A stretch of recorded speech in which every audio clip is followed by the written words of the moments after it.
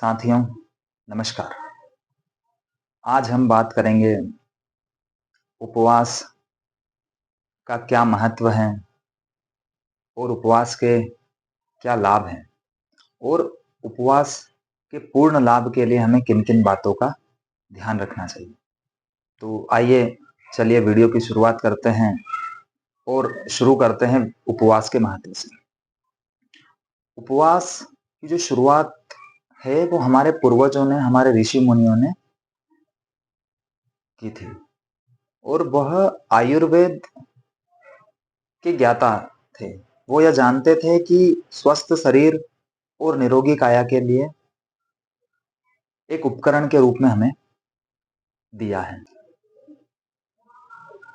उपवास का उपयोग आध्यात्मिक विकास और उस परमपिता परमेश्वर जो सर्वोच्च शक्तिमान है उससे गहराई से संबंध स्थापित करने के लिए किया जाता है।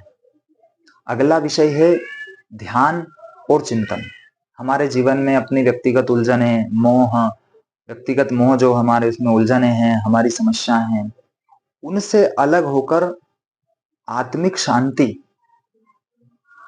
के लिए और आध्यात्मिक हमारे जो विषय है, धार्मिक हमारे जो विषय हैं, उन पर ध्यान केंद्रित करने के लिए उपवास का उपयोग किया जाता है। अगला विषय है शुद्धिकरण। उपवास से आत्मा और शरीर दोनों की शुद्धि होती है। हम प्रतिदिन स्नान करके हमारे शरीर की बाहरी शुद्धि तो करते हैं, पर हफ्ते 15 दिन या माह में हम जब भी उपवास करते हैं उससे हमारे शरीर की आंतरिक शुद्धि होती है। शरीर हमारा जो अंदर के विषैले तत्व हैं, विषैले पदार्थ हैं जो शरीर को कहीं बीमार करने वाले थे, वह बाहर निकलते हैं। उपवास से आत्म नियंत्रण और आत्म अनुशासन विकसित होता है। हमारी जो जिह्वा है अर्थात हमारी जो जीभ है, यह हमारी एक इंद्री है। यह स्वाद और अच्छे भोजन की लालसा इसको होती है, पर उपवास के दिन हम इसको नियंत्रण में रखकर आत्मनियंत्रण, इंद्रिय नियंत्रण, हमारी जो 5 इंद्रियां उनमें से एक इंद्रिय का हम नियंत्रण करने का प्रयास करते हैं और इसी से हमारा आत्मनियंत्रण और आत्म अनुशासन भी आता है।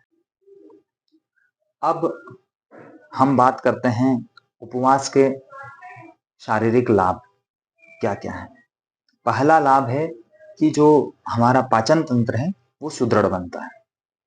हम प्रतिदिन इस शरीर को भोजन के रूप में इस पाचन क्रिया को कार्य देते रहते हैं और ये प्रतिदिन भोजन को पचाने का कार्य करते हैं, पर हफ्ते में जब हम एक दिन, जिस दिन हम उपवास करते हैं, उस समय हमारी जो पाचन क्रिया है उसको आराम मिलता है।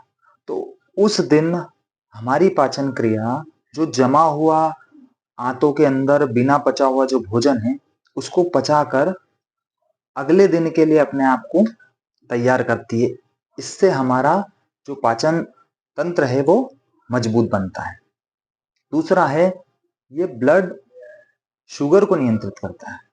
उपवास करने से इंसुलिन जो होता है हमारे शरीर में, हार्मोन है, उसके संवेदनशीलता बढ़ती है और उसकी संवेदनशीलता बढ़ने से ब्लड जो शुगर है वो नियंत्रण में आती है। फिर है स्वस्थ हृदय।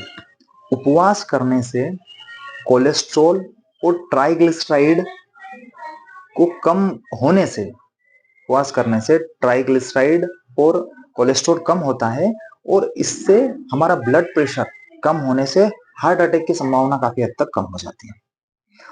उसका अगला है ये शरीर को डिटॉक्स करता है। जैसा हमने पाचन तंत्र के इसमें समझा ही सही कि शरीर के अंदर हमारे जितने भी विषैले पदार्थ हैं अर्थात ऐसे पदार्थ जो शरीर के लिए हानिकारक है, उनको ये शरीर से बाहर निकालने का कार्य करता है। फिर उसका और अगला अगर हम लाभ देखें, शारीरिक लाभ देखें, तो हमारे शरीर में रोगों से लड़ने की, रोग और बीमारियों से लड़ने की एक क्षमता होती है जिसे रोग प्रतिरोधक क्षमता कहते हैं। उपवास करने से यह रोग प्रतिरोधक क्षमता को भी बढ़ाता है। इसका अगला फायदा है, यह मोटापे को भी कम करता है।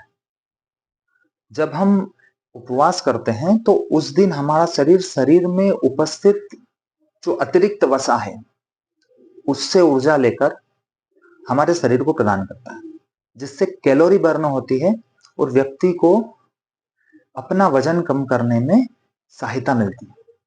और इन सभी फायदों को सम्मिलित रूप से अगर हम देखें तो इसका एक और फायदा निकल के आता है, वह है कि हमारी जो आयु है वो बढ़ती है, अर्थात हम स्वस्थ और दीर्घायु उपवास के माध्यम से हो सकते हैं। इसी को ध्यान में रखते हुए हमारे पूर्वज, हमारे ऋषि मुनियों ने इसे हमारी परंपराओं, हमारी आस्था, हमारी पूजन पद्धति इससे जोड़ा।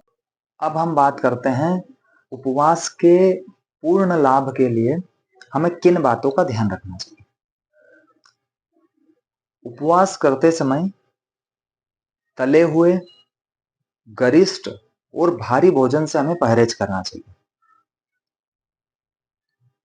इस समय हमें फलाहार अर्थात मौसमी फल जितने भी है उनका सेवन कर सकते हैं, फलों के जूस का सेवन कर सकते हैं।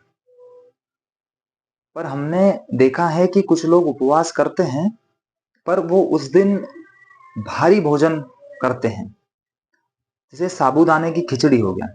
ये हम जो प्रतिदिन जो दाल रोटी जो भोजन करते हैं उससे भी काफी गुना भारी भोजन है। तो उससे हमारा जो उपवास का जो पूर्ण लाभ होने का आध्यात्मिक लाभ तो मिलता है, परंतु जो शारीरिक लाभ हमको इससे मिलना चाहिए वो नहीं मिल पाता। तो हम और हमारे ऋषि मुनि, हमारे संत भी कह चुके हैं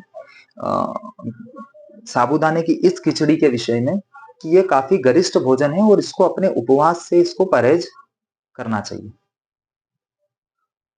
हम फलाहार करते हैं, जूस का सेवन करते हैं और यदि उपवास करते हैं तो हमको इसका पूर्ण लाभ मिलेगा और आध्यात्मिक लाभ भी हम इससे प्राप्त करेंगे ही सही। उपवास का यह वीडियो आपको ज्ञानवर्धक और उचित लगा हो तो वीडियो को लाइक करें और अपने प्रियजनों और मित्रों को उपवास के इस महत्व को बताने के लिए वीडियो को शेयर करें।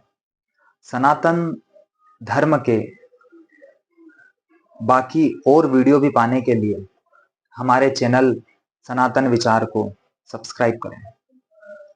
सनातन धर्म के किस विषय पर आप वीडियो चाहते हैं उसे कमेंट में लिखें, उस वीडियो पर हम वीडियो बनाने का प्रयास करेंगे। धन्यवाद।